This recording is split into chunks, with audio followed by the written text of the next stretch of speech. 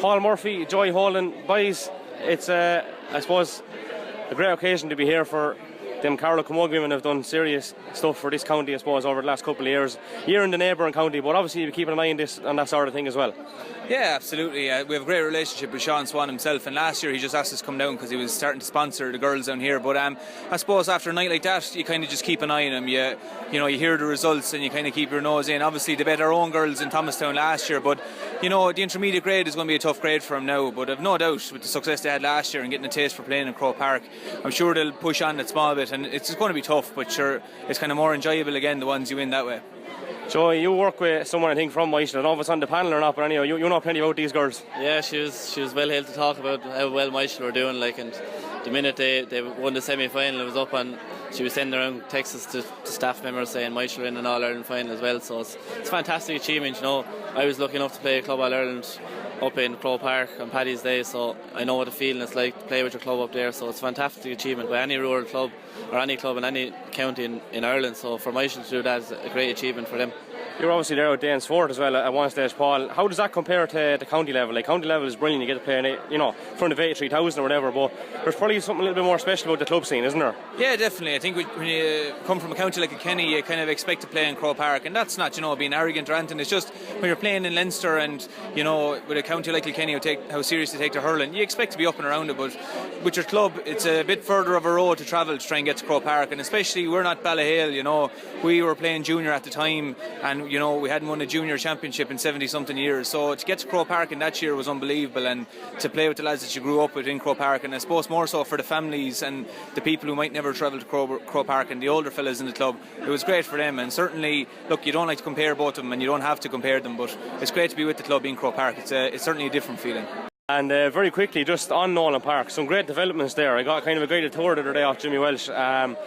The room upstairs in particular is fantastic. It's really state of the art now at this stage, isn't it? Oh, it's fantastic. Yeah, the work the County Board do, in fairness to them, is second to none. And it's really showing off there. You can see the facilities there. They're brilliant, and they're always improving. They're always looking to improve, and they've done some great work. So fair play to them all in the County Board as well.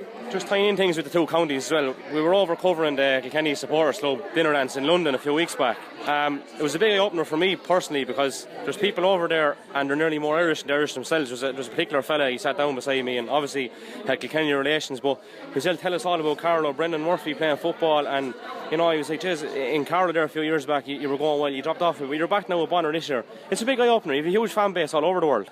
Yeah, absolutely, and I think the further people travel away from home, the one connection they always have is they can turn on the radio or go on the internet and they can listen to matches, and I suppose it's the one thing to make you feel like you're at home if you're listening to an old match or Air Og or playing Michel or whoever it's going to be, and people enjoy that, and certainly we all have relations of friends who have travelled away, and a way of meeting people is having these supporters club. And I was lucky enough to go to London there in New York a few years ago, and you find, like you said, when people go out there, it nearly makes them more Irish because they want to hold on to that thing that makes them remind them of home, and the GA is usually that thing for a lot of people. So look, I think if people go out there regardless from Carlow or Kilkenny, it's the same area really, it's just a border separating us. So when you go out there, you like to keep in touch, you like to find out what's going on, and the likes of KCLR online, you get to keep in touch and find out what's going on at home that way. So people tend to hold on to it, and it's true things like that really. And Jackie was over there, of course. Jackie Tyrrell and himself and Larkin are after moving on now, but Jackie gave a good rendition of the Beach Boys. I'm not sure if you've seen that party piece on a team holiday before, but he put on a good show that night anyway. I never seen him do that now, so he must have been holding that back for special occasions or something, so I may draw him out with that the next time. You met Dave Grohl as well. You didn't try playing the drums or singing a song with him, no? I know, I'd only embarrass myself in front of him now, to be honest. You don't full stunts like that in front of him.